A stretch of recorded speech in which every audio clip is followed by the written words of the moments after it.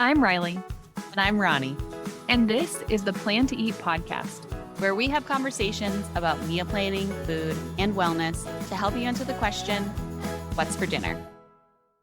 Hello, and welcome to another episode of the Plan to Eat podcast. Today, we have an interview with Lei Shishak. She is a cookbook author. She's also a chef. She has owned a bakery. Overall, she has a very interesting life and story, and we loved getting to chat with her today. Today, we talked to her about her newest cookbook, which is called Easy Plant-Based Cooking for Two. It's 80 delicious meat-free recipes for pairs, from morning beverages to baked goods, breakfast to lunch, midday snacks to side dishes, dinner to dessert. It's a must-have for plant-forward enthusiasts, plant-based dieters, vegans, vegan curious, and anyone in between. We loved our conversation with her today. We got to know her a little bit better, hear more about her background, and all about how the cookbook came together. Hi, Lei. Hey, how are you? Good. How are you today? I'm well, thank you. Why don't we jump in and you just tell us a little bit about yourself, and then I've got some questions for you. Sure. So my name is Lei Shishak. I'm a chef and cookbook author, and I've just released my fifth cookbook, which is Easy Plant-Based Cooking for Two, 80 delicious vegan recipes to share together. And that's mostly why we're here to talk today, is to talk about your new book, which is really exciting. So when I was reading your bio, do you own a bake shop? Do you still own the bake shop in San Clemente? So I no longer own it. I owned it. Okay. I founded it in 2010. I ran it for 10 years and I sold it in March of 2020. Ironically, was when the pandemic started, but also when my 10-year lease happened to end. So it kind of worked out really well for me with the timing. And fortunately, it gave me the time to, as we'll discuss, I changed my diet. I learned more about plant-based eating, and it led to this cookbook. Oh, okay. Wow, that's a really interesting timeline. Well, really interesting time considering March 2020 when you sold it. Yeah. But also really interesting that just all these transitions kind of happened in this row, and it led to the cookbook that we're here to talk about. Yeah. It did. Yeah. It worked out really nicely. At first when the pandemic hit and I sold my bakery, I was kind of like sitting at home, like, what just happened? And what am I going to do next? And I really decided to, focus on my health. And, long story short, I had had some surgery 2 years prior to that. I wasn't healing very well. I was dealing with a lot of inflammation and tendonitis in my arms from working as a chef for decades. And I didn't want to get on drugs and medication. I wanted to do this naturally. And I thought that starting a plant-based diet was the way to go. What have you seen tremendous benefit? Oh, totally. I could barely lift. I mean, just everyday things like a bottle of mouthwash. I could barely lift that up. And now I've got very, very minimal pain. If I'm cooking a lot, like say over Thanksgiving, I did a lot of cooking, I do start to feel some aches and pains, especially in my joints. But on a daily basis, I'm doing so much better. Oh, that's Wow. incredible. That is incredible. Okay, so before we dive into the cookbook, I want to hear a little bit about your story of becoming a chef. What was your inspiration for becoming a chef? Sure. Well, I had always cooked and baked with my parents. I definitely have fond memories of that. They both grew up in India and they came over to America. And, my brother and I were born here in this country, but, they weren't really familiar with this eating out concept. So we pretty much had every meal at home, and we always sat down as a family and we ate. And so I was very comfortable in the kitchen. I loved just hanging out there with my parents. But I never thought of it as a career. And obviously, my parents never thought of it as a career for their child as well. But one thing led to another. I was working in finance in New York City, and a bakery opened up near my apartment, and I would start going there. And I got to know the owner, and she said she was looking for a cake decorator, and she knew that I loved to decorate cakes, with my mom when I was younger. So I went in for a trial and I somehow got the weekend job. And so I just started doing that on weekends, and they started giving me more shifts and more responsibilities. And I just fell in love with it. And, fast forward 3, 4 years later, I was really getting really bored at my finance job.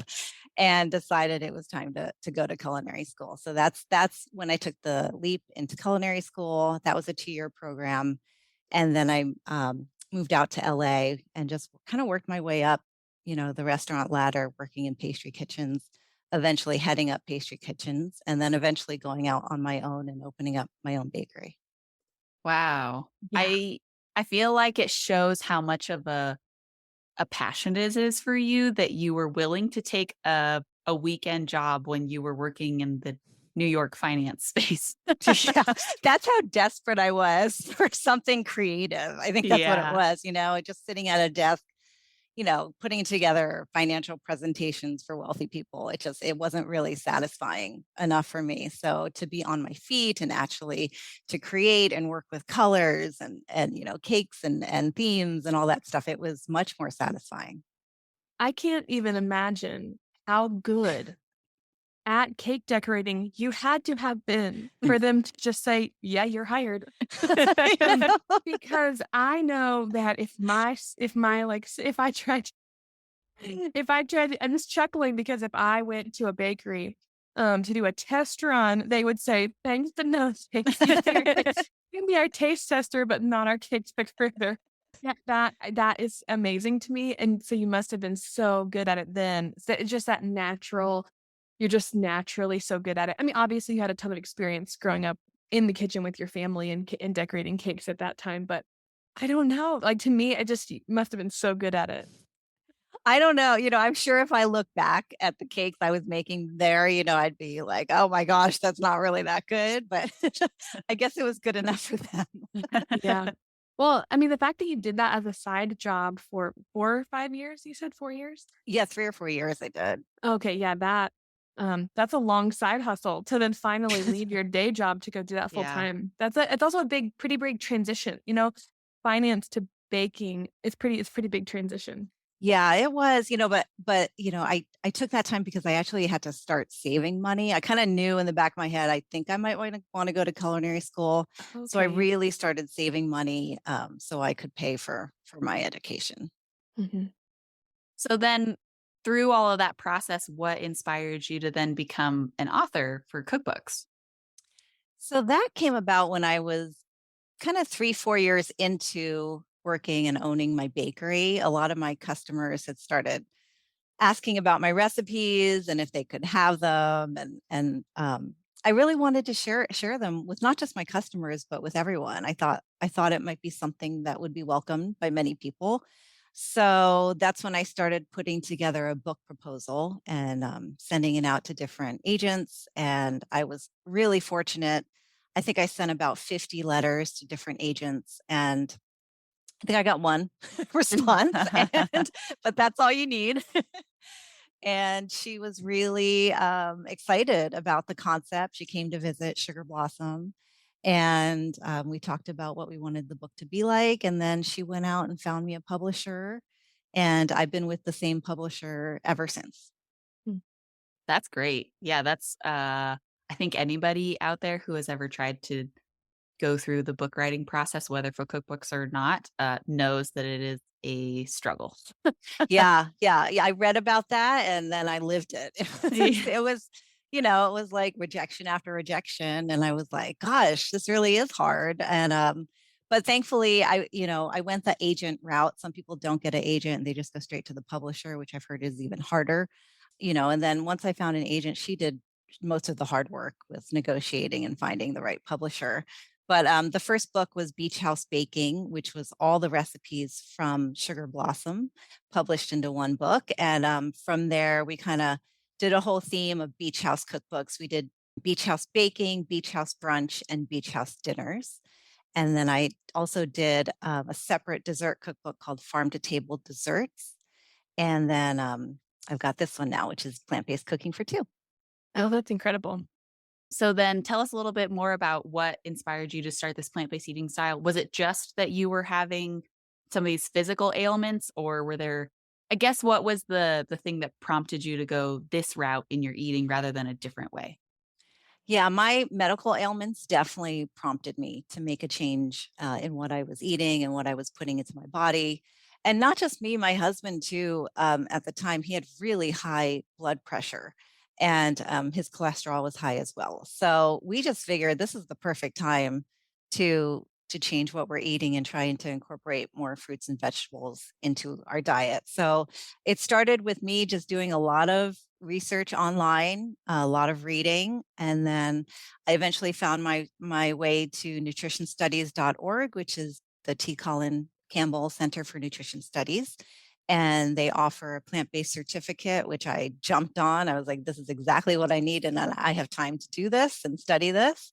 So I did that. And then I got on the plant-based bandwagon and just started, cooking up more plants and fruits and vegetables into our diet. And at around the same time, my agent kind of popped back into my life and was like, have you thought about what your next cookbook will be? And I told her about what I was cooking at that time. And eventually, there was some back and forth emails with my editor, and we came and narrowed down the subject, and it turned into this cookbook. What a wild stream of events that led to this cookbook. I just, let's just look back. You sold your business in March of 2020. And then you were at home, so you had time to do this other thing. And then your agent pops into your life, and then you're like, oh, I have this other thing I'm doing. And it's so neat. And I'm thinking about your husband and what a benefit it is to him that you are a chef. And that you can kind of guide this thing that you guys are doing together. Was it a hard transition? I'm not sure what your eating style was like before, but I'm curious just how the transition was. Yeah, we were definitely both meat eaters, and we still are. I'm probably 75% plants. He's probably more like 50% plants, I'd say. He is a dude after all, and they need their steaks. But he was willing to go on this journey with me, which was really really nice and made everything so much easier. And there's definitely certain tips for people who are wanting to incorporate more plants into their diet that I put into the book, and I can certainly talk about them. I think the best tip for me was to start viewing meat as a side dish. I'd always viewed it as the main entree, and just that kind of mental switch really helped me make that first step into this plant-based eating realm. And after that, just meatless Mondays. I know it's pretty popular, and it's an easy and fun thing to do. But you have all week to plan out what you're going to eat on Monday, and you can make it fun. If you do it on Tuesdays, you can make it Taco Tuesdays. Tacos are really easy to make plant-based, and they're really delicious. So start off slowly would probably be one of my tips too. There's no reason why you have to go cold turkey and just eschew meat, all meat dishes. And then if you have the budget, and I know not everyone does, but there's a lot of great plant-based meal delivery services where all the food is already prepped out for you and the recipe's right there in front of you, and it takes like 10 to 15 minutes to prepare a dish, and it'll make the transition stress-free. That's a great tip. All those are great tips. The thing I found really great about your cookbook is you talk about in the beginning some of the almost like the negatives around this type of eating and how to combat them. Particularly the one thing I was looking at was about protein, and then you listed out all your favorite plant-based protein sources. If that's any indication for people of how the rest of the book goes, I feel like it's so helpful because it's just really tangible tips and amazing recipes that can kind of help you make that transition. So your book in and of itself sounds like a really great resource for that. Thank you. Yeah, I put a lot of time into the first kind of sections of the book, not just the introduction, but then the other, chapters that follow that really kind of delve deep into plant-based eating and talking about like you said, the different proteins that are available, tips for eating, what kind of vegetables to focus on, and there's also an FAQ section that talks about all those common questions that people are probably wondering, and like, will I get enough protein? And like, what if my vegetables start going bad? Am I going to start wasting a lot of money? Is this really budget friendly? Or how about batch cooking? So I really hope that it's a great resource not only for recipes, but for a lot of useful information. I like that you include all those tips in there because I'm sure when you made this transition, you probably had a lot of those questions yourself too. So being able to empathize with the people who are, getting your book and reading it, that's really helpful. Yeah, when I started this book, I was definitely a beginner. So I hope that comes across, and I hope that makes this book super approachable for Hmm. others who are starting plant-based eating. Yeah. So the other part of the book, aside from it being plant-based eating, it's plant-based eating for two. So do you have any tips on like cooking, preparing food for, a smaller amount of people? Yeah, well, definitely my first tip that comes to mind is buy my book because the Mhm. recipes are already pre-portioned for 2. But I know but that's okay if you don't. If you wanna cook for 2, definitely, buy buy only what you need. I always tell people, everything you purchase at the grocery store should have a purpose. You should know exactly what you're gonna do with it. Otherwise, you're just gonna end up with so much excess food in your pantry and in your fridge, and it's gonna go bad, or you're just gonna forget about it. It's gonna get pushed to the back of your pantry, and you're never gonna use it. Definitely, you could stick to, fresh produce that maybe has a longer shelf life.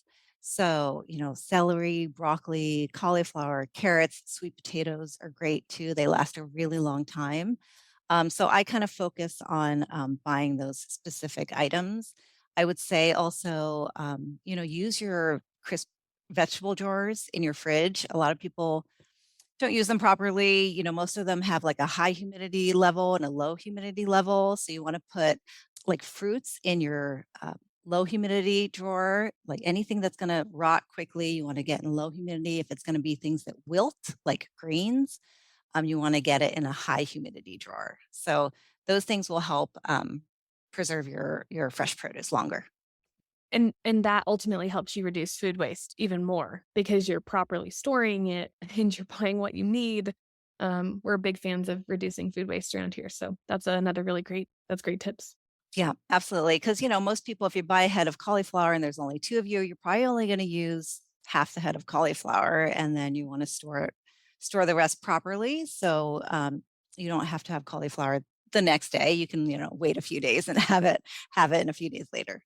Cabbage is the one at my house that I always buy, there's a lot of cabbage in one head of cabbage. You start chopping that thing up and you got Yes, cabbage for an army. it's true. Uh, cauliflower, cabbage, either one. I feel like those are things that you have to figure out what you're gonna do with them and plan for it. Otherwise, Very true. it's gone. Yeah. So you built this for 2, so you built this for you and your husband. I feel like it's pretty rare to come across a cookbook that's designed for just 2 people, and that is I feel like it should be more popular than it is, but that's a huge benefit to this cookbook because it's so easy for me. I have, I'm cook for me and my husband and a 2-year-old daughter, and man, like, she doesn't eat enough to really count as a whole portion. But man, there are times when I make a recipe, and if I overlook the serving size, we have something for way too many days. But I really love that you built this around 2 people, um, and that's another way this cookbook becomes really tangible for somebody transitioning into this way of eating. Because even if they're just cooking for one, then they double dipped by making the whole thing, and they can have it for a leftover or something like that. I think it's incredible that it's just for 2 people. Yeah, thank you. I remember when I mean, looking back at it now, I can't remember if it was my editor who maybe pitched the cooking for 2 angle. But I remember doing some research about it, and I had discovered that it was something like 67% of US households are 2 or less. And I remember being so shocked by that because I thought everyone had a household of 4 except for me. Right? But it wasn't true. So I was like, wow, so more than 50% are 2 or 1. I didn't realize that. And then this book, is great for larger households too, because it's very likely that even if you're in a household of 3 or more, that you or maybe one other person might be the only ones in the house who maybe want to try going plant-based and the Mhm. others may not want to. So this is perfect for larger households too. And also all the recipes are pretty straightforward in terms of measurements, like half cup this, 1 cup this. So if you want to double the recipes to serve 4, it can easily be done. That's great. That is a statistic I did not expect to hear either. 67% is pretty dramatic. I'm surprised that more cookbooks aren't designed this way because of that's weighted more in one side than the other of percentages of people who are in the, 2 or less. And so I'm surprised more cookbooks aren't designed this way because that's Yeah, much more tangible for people. it's true. Yeah, I wonder what started that whole 4 to 6 servings for a recipe trend. I don't know. Everybody's got friends over for dinner every night. I I don't know. know. It might come from the, if it 2.5 children is the average or something. Maybe that's where that came from, is it's just this like, oh, 2 parents and 2.5 children equals 4 to Yeah. 6 servings. Yeah, it may. Yeah, or Yeah. even years ago when, like entertaining at home was so popular, that like maybe that's why the larger Yeah. portions were made.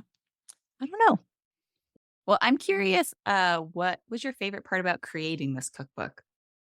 My favorite part, gosh, I love every aspect of writing a cookbook, honestly.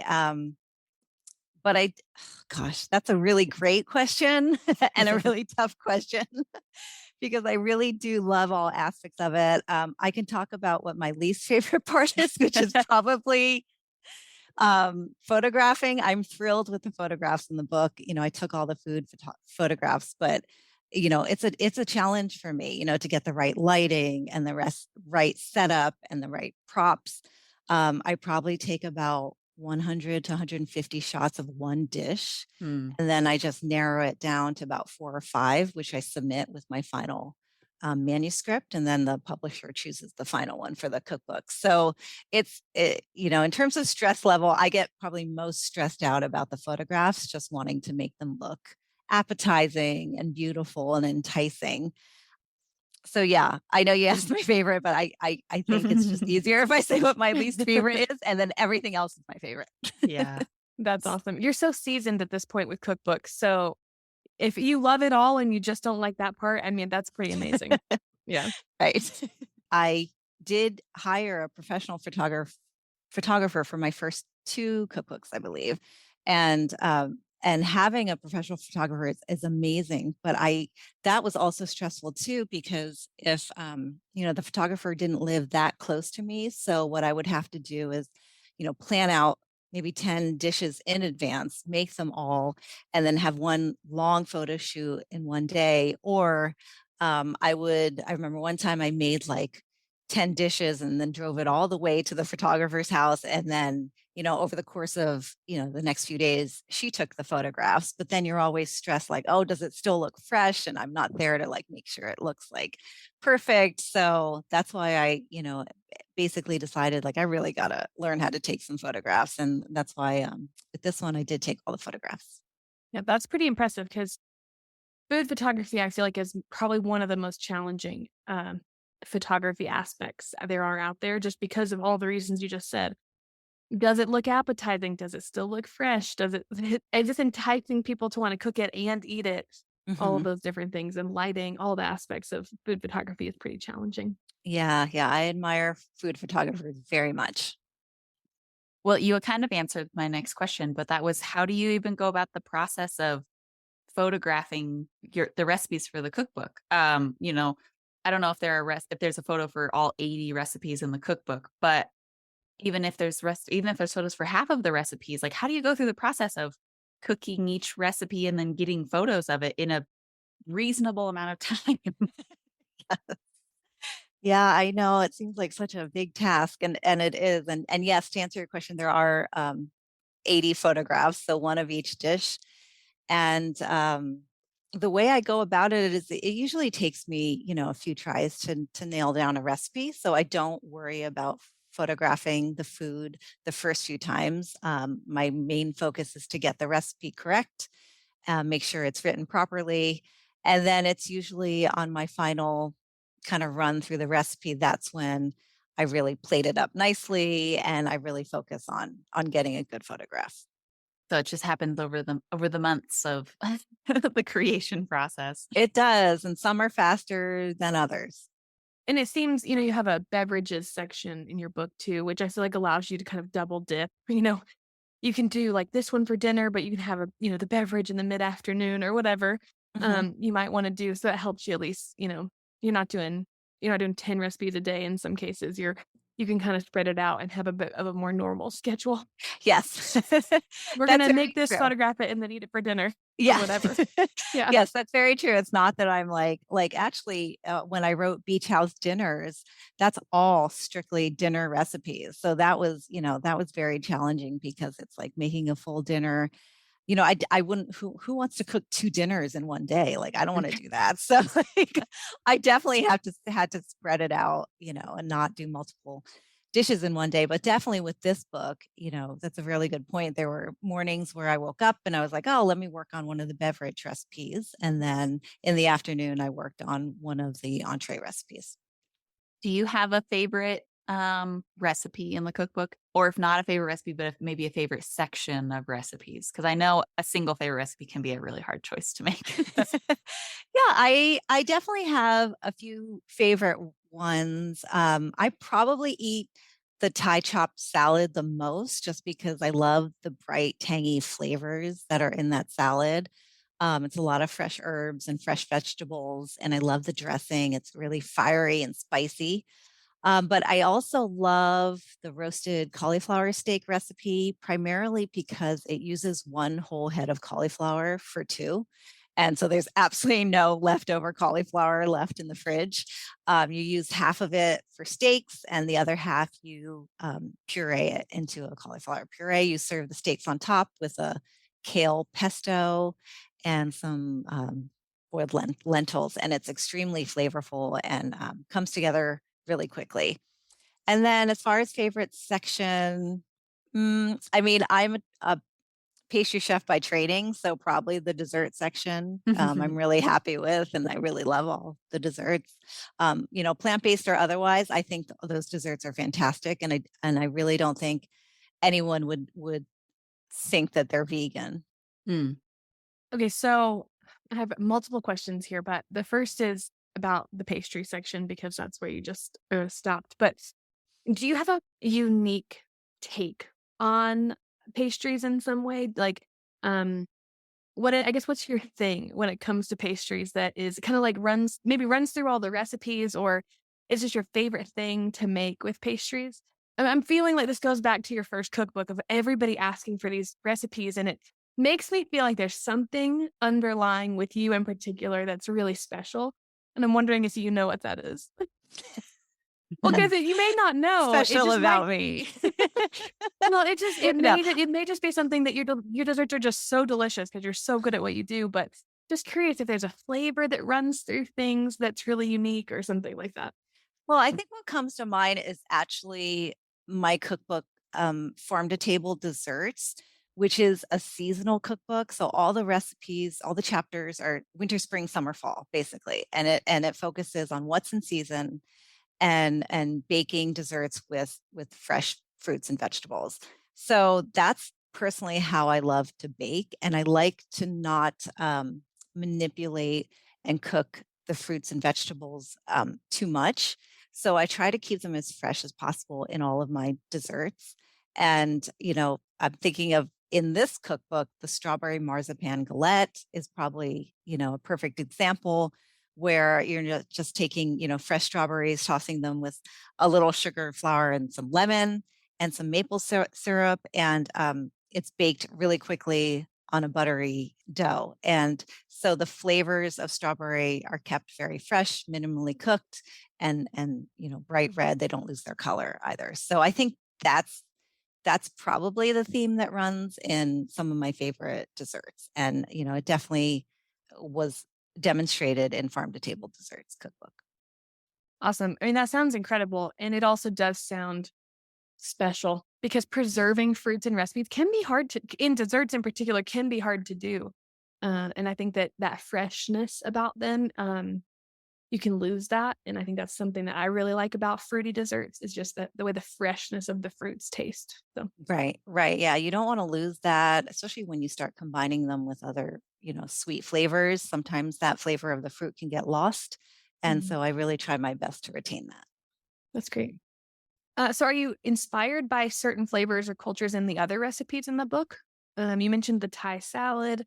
You talked about a little bit about your heritage. I'm not sure if those flavors kind of come through too. Yeah, I didn't try to go too crazy. I cook more Indian type dishes at home a lot. I didn't want to get like too crazy with this cookbook, but there's definitely like the Indian style potatoes in this cookbook. I grew up eating. There's a potato and pea curry as well. But just in general, I mean, I love cooking with spices. And I think when you're cooking with plants, they sometimes they need it. And also, they're just so delicious when you add different spices and seasonings from your pantry. So I pretty much use a wide range of spices and seasonings in the book. Is there anything else that you'd like to share about your cookbook with our audience? Well, you kind of touched upon it earlier, but I just want to say that there's a pretty wide range of recipes. There's chapters ranging from beverages to snacks to desserts to entrees to side dishes. So, my hope is that you'll find a good range of dishes that you can enjoy all day long. That is wonderful. We're excited to get that cookbook into people's hands, hopefully soon. Where can people connect with you and buy this cookbook? So they can purchase the cookbook, I mean, pretty much anywhere they buy books, but it's definitely easily accessible on Amazon as well as Walmart.com has it as well. And then as Awesome. far as where people can connect with me, Instagram is probably the easiest. My handle is my name at Lei Shishak. They can also check out my website, leishishak.com, and my email is on there if they have any questions or comments. That's great. Wonderful. So we do like to end our podcast talking about one last recipe. Do you have a recipe that you have either made or eaten recently that you just loved and would like to share with our audience? Do you want it to be from the cookbook Either or one, not whatever, necessarily? whatever you would like. Oh gosh. Okay. Well, I recently made the boneless broth, which is in my cookbook, and it's obviously a plant-based version of bone broth. And I love the recipe because the aroma that fills my kitchen when I let it simmer for the hour or 90 minutes that it takes. It's just fantastic. It's very very healing. It's very nutritive. I actually love to sip it, but I also, if I have any leftover, I just use it as a vegetable broth when I'm cooking. I'll use it as a base for soups as well. And the wonderful thing about this recipe is if you don't care for some of the ingredients that I use in my broth, you can certainly substitute with some of your favorite vegetables. That's great. Awesome. Well, thank you so much. Yeah. Thanks Thank for you joining guys. us, Lay. Oh my gosh. Thank you so much for having me. I really appreciate it. All right. Bye bye. Bye. Thanks for listening to this episode of the Plant Eat podcast. We love hearing different approaches to food, and we hope that you enjoy hearing it too. We would love to invite you to find all the recipes mentioned on the Plan to Eat podcast in our podcast account on Plan to Eat. You can go to planteat.com/PTE pod. That's PTEPOD. And the variety of recipes that you've heard about and the variety of eating types that we talk about, those can all be found in that account. Thanks again for listening.